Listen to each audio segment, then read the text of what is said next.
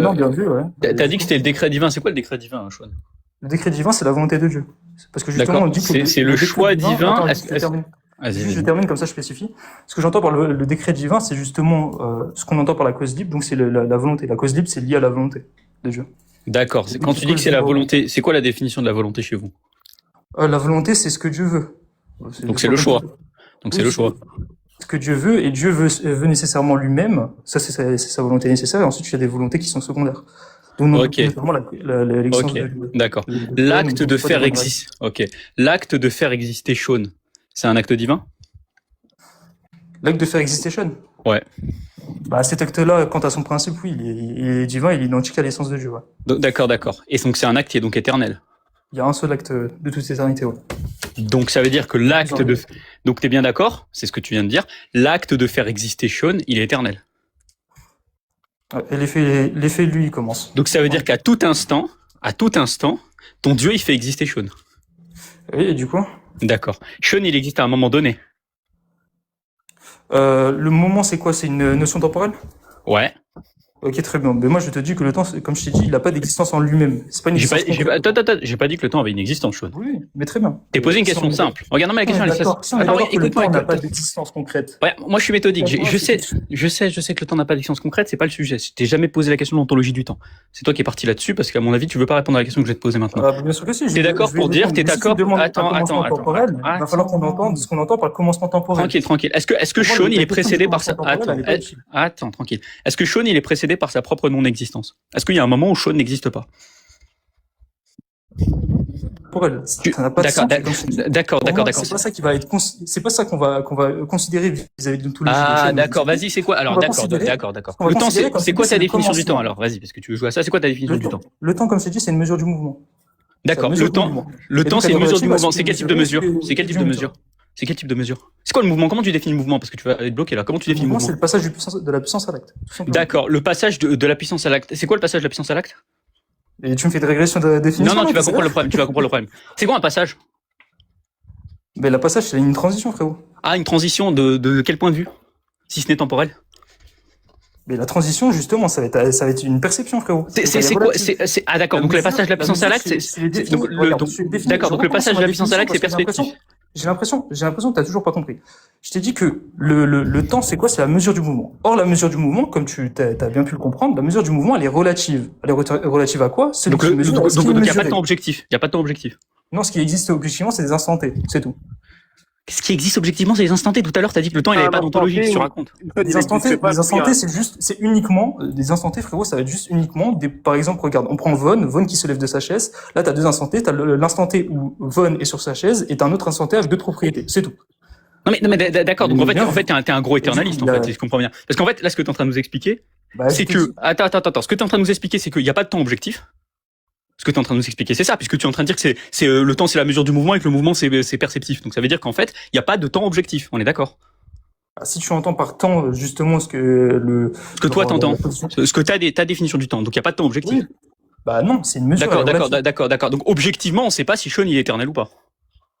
Bah objectivement, Sean n'est pas. Si tu me demandes si Sean. Est-ce que objectivement Sean il est éternel? Est-ce que objectivement Sean il est éternel? Bah du côté de Dieu, oui. Du côté des créatures, non. Non. Sean en lui-même. Sean en lui-même, il est éternel. Il est éternel, Sean en lui-même? Quant à l'actimana, oui. Donc Sean éternel, et donc Sean en lui-même, il est éternel. En lui-même, je t'ai pas dit quant à l'actimana ou quant à toi que ce soit. En lui-même, est-ce que Sean il est éternel? Et en lui-même, la notion d'éternité, j'ai pas une éternité qui est positive, elle est négative. Non. T'as pas une éternité qui est positive, négative. Qu'est-ce que tu racontes? Attends, qu'est-ce que tu racontes? Ça veut dire quoi l'éternité? T'as dit quoi? L'éternité, c'est la négation du temps. L'éternité, c'est la négation du temps. La négation du temps. Il n'y a pas de temporalité. D'accord. Est-ce que je peux dire que Sean, il est éternel? Bah, si tu entends qu'il y a une négation du temps quant à l'existence de Sean vis-à-vis de l'acte immanent, oui. Donc ça veut dire que Sean, il existe indépendamment du temps. Il est complètement atemporel, Sean. Mais le temps n'est pas une condition, oui. J'ai déjà dit, la condition nécessaire et suffisante, c'est quoi? Pour que le sujet puisse agir, c'est le décret divin, ouais. Donc en fait, quand vous dites que le monde, il a un début, c'est jamais ce que vous dites. Quand vous dites que Dieu il a créé le monde ou quoi que ce soit. Quand on parle de commencement, pour le monde, on entend le passage de la puissance à l'acte. Ouais, mais d'accord. Mais le passage. Ça veut dire quoi le passage de la puissance à l'acte? C'est deux états distincts.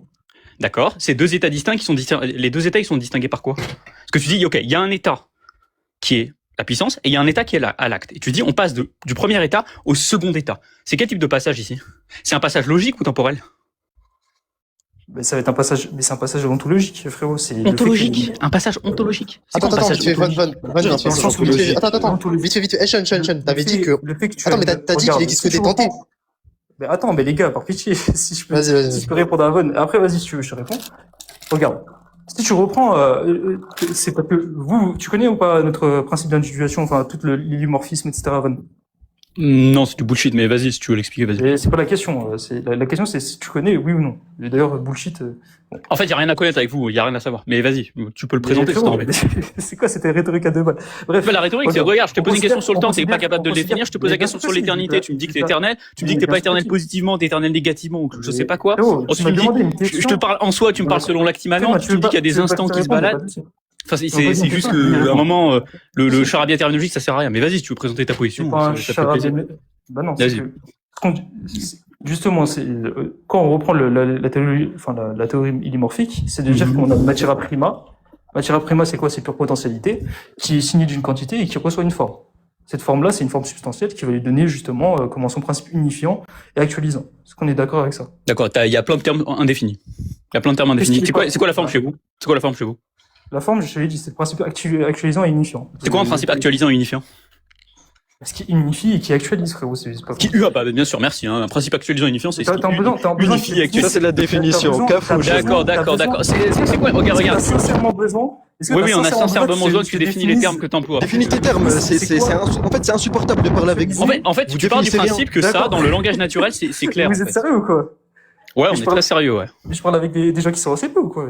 Mais frérot, t'as 4 depuis tout à l'heure, tu sors des termes Sean, 2 secondes, Sean. Je nous parle d'éternité positive et négative. Principe unifiant, il a dit. Non, mais sérieusement, quoi. C'est quoi ce délire encore? Ça veut rien dire ce que tu dis. Quand je te demande quand je te dis Von Reich actualise la page, tu sais pas ce que ça veut dire actualiser, genre, par exemple. Bah, tu l'as pas défini. Et c'est ta terminologie, donc tu dois la définir. Je t'ai pas demandé si je l'ai défini. Je t'ai demandé, est-ce que tu sais ce que ça veut dire? Ah là, moi, je te demande si tu l'as défini. Ça veut dire quoi actualiser? Si je te demande de le faire, tu vas pas savoir ce que c'est. Mais en fait, ça n'a pas de sens, c'est ta terminologie, c'est pas moi. En fait, là, t'es en train de me demander d'expliquer. En fait, le mec, il introduit sa terminologie et moi, je suis censé expliquer ta propre théologie. Mais non, mais je sais. Il y a pas marqué Thomas d'Aquin sur mon front. Il y a que ça que t'as. Mais je sais qu'il y a que ça. C'est quoi, ça veut dire quoi actualiser, Sean? Ça veut dire quoi actualiser? Mais quand même. Ça veut dire quoi actualiser? Tu as utilisé ce terme, vas-y, emploie-le maintenant. Ça veut dire quoi? Actualiser. C'est d'exister. Ah, d'accord. Donc, en fait, t'as dit que c'était un principe qui est actualisé et qui unifie, on est d'accord? Oui. Actualiser, c'est le fait de faire exister. Actualiser, c'est faire exister quelque chose. La matière première est apte à recevoir des formes, et la forme, c'est elle qui va donner la détermination. Et regarde, j'ai compris. Regarde. Tu as dit actualiser. Regarde. Actualiser, c'est faire exister, on est d'accord? Je t'ai dit, actualiser, c'est le fait de faire exister. D'accord. Une cause efficiente, c'est quoi? Une cause efficiente, c'est Dieu. Je t'ai pas demandé qui est la cause efficiente, je t'ai demandé une cause efficiente, c'est quoi? C'est la raison de l'existence de... Donc, c'est quelque chose qui fait exister quelque chose d'autre. Oui. Donc la forme, c'est une cause efficiente? Mais je te dis que c'est pas que ça, la forme, c'est pas Bah oui, c'est ça qui arrive quand Est-ce que la forme, c'est une cause efficiente? S'il te plaît, comment j'ai défini la forme? Je vais poser une question, Sean, s'il te plaît. Non, tu vas pas faire ici. Tu as dit principe qui unifie et principe qui actualise. C'est ce que tu as dit. Très bien. Pourquoi tu fais un homme de paille et tu me dis que la forme, non, mais moi, je t'ai juste posé une question, j'ai pas encore fait d'homme de paille, si c'est ça que tu attends. Est-ce que la forme est une cause efficiente? Mais bien vu, mais comme il y a deux choses qui sont d'accord. Donc la forme, c'est une cause efficiente. Si tu considères non, parce que tout simplement, je te dis que c'est pas uniquement un principe actualisant. D'accord. Donc, d'accord. Tu m'as dit que rappelle-toi, hein, c'est tes définitions. Tu m'as dit, la forme, c'est principe qui unifie et principe qui actualise. Tu m'as dit actualiser, c'est faire exister. T'es demandé c'est quoi? Attends, tranquille, ça va bien se passer. Tu m'as dit cause efficiente, c'est quelque chose qui, tu m'as dit cause efficiente, c'est quelque chose qui fait exister quelque chose d'autre. Donc, j'en conclus, d'après tes propres définitions, qu'une forme, c'est une cause efficiente. Si tu entends juste ça par la cause efficiente, frérot, bien. Ah non, là, c'est tes définitions, c'est pas moi qui entends quoi que ce soit. Mais d'accord. Maintenant, ça veut dire quoi unifier? Allez, vas-y, principe unifiant, continuons le cafouillage. Ça veut dire quoi unifier? Principe qui unifie. C'est justement ce qui donne la détermination à la matière, frérot. D'accord. Donner la détermination à la matière. La matière, comment tu l'as définie? T'as défini forme, c'est quoi la matière à prima, c'est quoi? C'est pure potentialité. C'est quoi pure potentialité? Ça veut dire quoi une pure potentialité? C'est quoi une potentialité déjà pour commencer? Une potentialité, c'est ce qui peut exister, mais qui n'a pas d'existence. D'accord, donc c'est les possibles. C'est quoi la puissance? D'accord, donc c'est les possibles non, donc la matière, c'est la totalité des possibles non existentiels. Mais c'est une pure potentialité, en tant que telle. D'accord. Donc là, c'est la totalité. Est-ce que tu peux écouter la question que je t'ai posée? Là, on est d'accord, tu m'as dit c'est une pure potentialité. Potentialité, c'est ce qui peut exister. Donc tu es d'accord pour me dire que la matière, c'est la totalité des possibles. On est en train de raisonner sur l'ontologie, pas sur la modalité. Je t'ai posé une question, s'il te plaît. Est-ce que tu peux répondre à ma question? Mais frérot, mais reste sur le sujet. Je suis pile dans le sujet. Je te demande c'est quoi la matière, tu me dis c'est une pure potentialité. Je te demande c'est quoi pure potentialité, tu me dis ce qui peut exister. Donc j'en conclus que la matière, c'est la totalité des possibles qui n'existent pas. Oui, en tant que tel, oui. Si d'accord. Les possibles, ils ont une forme? Mais les possibles n'ont pas de forme en tant que telle, une forme substantielle. Les possibles n'ont pas de forme? Ils n'ont pas de forme substantielle, non. D'accord. Donc on est d'accord, la forme, c'est ce qui unifie et c'est ce qui fait exister, hein. On est d'accord? Oui, la forme substantielle, oui. D'accord, très bien. Et la matière, c'est la totalité des possibles. Ensuite, tu as dit quoi par rapport tu m'as dit que la forme va venir déterminer la matière. C'est bien ça? J'ai dit que la première détermination, comme tu dois le savoir si t'as travaillé sur le principe d'individuation, ça va être premièrement la quantité, donc la matière première qui va recevoir une quantité, c'est-à-dire qu'elle est apte à recevoir telle forme. Ok. Et donc la forme, c'est elle qui va donner le principe unifiant et actualisant, ce qui permet d'avoir la substance. Elle est apte à recevoir telle forme. Et une forme, c'est quoi? C'est une cause efficiente et c'est un principe qui unifie. On est d'accord, hein? Donc tu es en train de me dire qu'il y a les possibles qui vont recevoir une cause efficiente que tu appelles forme, c'est ça? Déjà, c'est la forme en tant qu'elle est unie à la matière, elle est actualisante. En tant qu'elle est unie à la matière. Alors ça veut dire quoi que la forme est unie à la matière? La forme, c'est une cause efficiente visiblement. Donc ça veut dire quoi qu'elle est unie à des possibles non existants? Mais la matière première, si on la prend en elle-même, là on est en train de raisonner sur l'ontologie. Ouais, donc la totalité des possibles non existants, ouais. Si on prend la matière première en elle-même, c'est justement pure potentialité. Elle reçoit une quantité, ok? C'est justement matière prima signata. Quel élément de la matière reçoit une quantité? Parce qu'il y en a une infinité des possibles inexistants. Justement. Tu prends la matière première, elle reçoit une quantité, ce qui lui permet d'être apte à recevoir une forme. Ok? Attends, elle reçoit une quantité, ce qui lui permet d'être apte à recevoir une forme. Qui lui donne la quantité? Et c'est un principe d'individuation. Mais c'est Dieu qui est le principe de toute. Donc c'est une cause efficiente, on est d'accord? Tu m'as dit quoi? Donc c'est une cause efficiente, du coup. Qu'est-ce qui est cause efficiente? Tu me dis que c'est Dieu qui va donner leur détermination. Donc c'est une cause efficiente qui va faire en sorte que la matière elle ait une détermination. Ouais. Donc c'est une forme. C'est une forme, mais non, mais bordel. Mais si, parce que t'as dit qu'une forme c'était une cause efficiente tout à l'heure. Mais t'es sérieux? Mais en fait, regarde, vos termes n'ont aucun sens et tu maîtrises pas ta propre terminologie, ça se voit. Mais non, mais c'est stupide ce que tu dis. T'es en train de dire que. Là, j'ai même pas fait d'argument, je m'amuse juste avec vos termes, hein, actuellement. Je m'amuse juste avec les définitions que toi-même tu donnes. Tu t'amuses pas, tu fais le débile, là, tu fais le camp. Ah, d'accord, dit-il avec ses 4 de Kim qui me présente cette terminologie qui n'a aucun sens, s'il te plaît. Bon, vas-y, continuons. Principe unificateur, c'est quoi principe unificateur? Je t'ai dit, c'est un principe unifiant. Je t'ai dit, c'est le fait que. Ouais, principe unificateur, c'est un principe unifiant. Bah, merci, bravo. Principe unifiant. Mais non, je t'ai dit que le mot que j'ai utilisé, c'est unifiant, pas unificateur. Ouais, d'accord, unifiant, d'accord. Je t'ai déjà dit. Pas de problème. D'accord. Donc, principe unifiant, répète-le, s'il te plaît. C'est une certaine détermination de la matière. D'accord. Quand tu dis détermination, ça va être tout ce qui va être quantité, etc. On est d'accord. Oui, c'est le fait qu'elle soit déterminée et justement le fait qu'elle reçoit une forme, comme tu devrais le savoir, une matière première qui reçoit une forme substantielle. Mais alors, il y a un truc qui est bizarre. Il y a un truc qui est étonnant. Tu dis que la forme, c'est un principe actualisant et un principe unifiant. Et la matière va recevoir une forme. Qu'est-ce que ça veut dire ici qu'elle reçoit une forme? Parce qu'une forme, c'est une cause, c'est vraisemblablement. C'est le fait qu'elle est unifiée à la matière. C'est pas compliqué. Ouais, mais du coup là on tourne en bourrique parce que tu es en train de me dire ça veut dire quoi que principe unifiant, tu me dis qu'elle reçoit une forme, et ça veut dire quoi recevoir une forme, tu dis que c'est le fait qu'elle est unifiée à la matière. Donc là en fait on définit rien.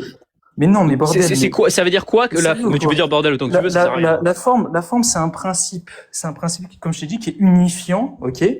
Unifiant et actualisant. Vis-à-vis de quoi il est unifiant? Vis-à-vis de la matière. Donc, quant à la matière, c'est quoi? Elle lui donne une détermination et elle actualise, tout simplement. D'accord. Donc, le principe unifiant, c'est le fait que, donc le principe d'incompréhensible ici. D'accord. Si tu veux, je peux t'aider. Mais le principe unifiant, c'est le fait qu'il y ait une détermination. Tu peux être arrogant tant que tu veux, ça change rien à ta situation. Le principe unifiant, c'est la détermination. Elle est très calme, là, pour l'instant. Tranquille. Le principe unifiant, c'est la détermination, on est bien d'accord? T'as dit quoi? Le principe unifiant. Le principe unifiant, c'est le fait qu'il y ait une détermination. Attends, juste Von, est-ce que tu peux juste terminer comme ça après j'ai vu, je dois y aller. Mais vas-y. Ah mais genre terminé, elle joue avec tes termes. Hein. Mais sinon, si on reprend l'argument du départ, je le fais comme ça, tu vas le comprendre. L'argument du départ que c'est de te faire Umayr, etc. C'est en fait c'est très simple. Hein. C'est que tu dis que l'action de faire exister elle est éternelle. Donc ça veut dire qu'elle a lieu absolument en tout instant.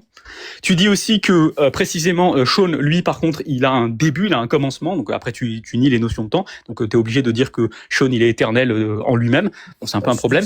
Peu importe. Regarde, t'es en train de dire que Sean il a un début, et t'es en train de dire, ou un commencement si tu préfères, et t'es en train de dire que l'action de faire exister de ton Dieu, c'est une action éternelle. Ça veut dire qu'il y a vraisemblablement des instants où Sean n'existe pas. Il y a vraisemblablement des instants où Sean n'existe pas. Et pourtant, dans ces mêmes instants, étant donné que l'action divine, elle est éternelle, celle de faire exister, eh bien, donc, Dieu fait exister Sean à des instants où Sean n'existe pas. Donc, Dieu fait exister Sean à des instants où Sean n'existe pas. La conclusion, c'est quoi? C'est soit que Sean, il existe éternellement, parce que Dieu le fait exister éternellement, soit que Dieu, ton Dieu, en l'occurrence, est incapable de faire exister Sean alors même qu'il n'existe pas. Un peu un problème. Après, toi, tu vas nous dire quoi? Tu vas nous dire oui, mais en fait, les instants, il y en a pas vraiment, etc. Tu vas donner une définition complètement ridicule du temps avec l'étude du mouvement, et puis tu vas utiliser la notion de passage qui, intuitivement, soulève la notion du temps. Donc, bref, tu vas rien définir, et après, tu vas partir dans tes délires de matière et forme, petit cours de scolastique, et tu vas t'en mêler les pinceaux. Voilà. C'est tout ce que j'avais à dire à peu près. Est-ce qu'il y a, est-ce qu'il reste encore quelque chose de la scolastique qui puisse être intéressant ici ou pas encore?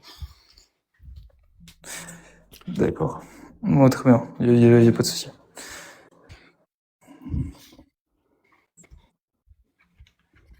Bah, je pense que j'ai bien résumé. Hein. Ouais, c'est fini, je pense. Hein. Bref, Oumer, si tu veux reparler, ou même Von, si tu veux reparler à un autre moment de ça, on fera ça. Mais là, pour l'instant, j'ai pas vu vraiment de trucs. Mais bon, c'est pas grave. Ah, mais t'avais rien à proposer, surtout. Oh, attends, avant que tu partes, Sean. Je suis désolé, Sean, t'as rien. Il y a pas de souci. Non, mais il y a pas de Avant que tu partes. Ah, mais si, il y a un souci, on comprend rien à ta théologie, c'est ça. Sean, s'il te plaît, avant que tu partes. Si t'as rien compris, actualise s'il te plaît. Oui, on a rien compris. Je dois y aller. Oui, mais écoute, ça va prendre 2 secondes. Oui, c'est vrai que t'as été. Reprends pas mes termes, ça te va pas. Reprends pas ma rhétorique, ça te va pas. Simplement, tu comprends, mon grand proche, je te disais que vous êtes pas nos égos. Vous êtes tellement loin de nous. Vous êtes tellement loin de nous. Mais genre loin derrière. On vous écrase sur tous les plans. C'est qui le nous? Là, Von, regarde, concrètement, nous, les musulmans. Vas-y. Regarde, je vais t'expliquer un truc. Fais des éloges de la concrètement. Vas-y. Oui, mais la Shaharit, c'est mon frère. Toi, t'es quoi? Mais tu crois que je vais insulter Von parce que t'es là? Non. Toi, si tu meurs, t'es destiné à l'enfer. Von, il est sous la volonté d'Allah. C'est un musulman. Si tu veux faire les éloges de la Shaharit. Simplement, oui, je fais les éloges d'un Shaharit et les païens comme toi, je les humilie. Ibn Taymiyyah serait content. Oui, Ibn Taymiyyah, il le fait, bouffon. Ibn Taymiyyah, il le fait. Simplement. Mon grand. Von, il t'a baffé avec tes propres termes et moi aussi, je t'ai baffé avec tes propres termes. J'ai juste pris tes définitions. T'as rien baffé du tout. Contre toi. Tu m'as dit que t'étais éternel. Parce que t'étais pas capable. Mais c'est pas grave. Mais je t'ai massacré. On en reparlera à un autre moment. Non, c'est pas que j'ai laissé ma place. C'est pas que j'ai laissé ma place, Sean. On a fait une brésilienne. On a juste fait une brésilienne avec toi. On a fait une brésilienne, Sean. T'as pas fait une brésilienne, t'as laissé. Si, wallah, on a fait une brésilienne. Mais c'est pas grave. J'ai commencé, j'ai fait la passe à Lams, et Lams, il a fait la passe à Von. Il faut être humble. Il t'a massacré, et c'est ok, ça arrive. C'est pas grave, t'avais pas de niveau. C'est ok, Sean, c'est ok. Je te jure, c'est ok. Et tu diras à poil de carotte que c'est pas cool ce qu'il t'a fait. Te laisser comme ça avec les méchants musulmans, c'est vraiment pas cool. Il aurait pu rester. Je l'ai fait descendre. Il aurait pu vous l'avez tous frappé. Le ballon, il est dégonflé. Gros, le ballon, il était bien gonflé, le ballon. Gros, c'est inquiétant. Attends, juste, c'est inquiétant, wallah, de monter sur un live et de nous dire éternité positive, éternité négative. Et n'importe quoi. J'ai pas compris. Attends, mais juste vite fait. Il a bien affirmé les momentés. Après, je veux peut-être parler de ça avec lui, mais il a bien affirmé des momentés. Tu vois pas qu'il c'est Attends, mais vite fait. Attends, mais oui. Mais attends, il a affirmé des momentés.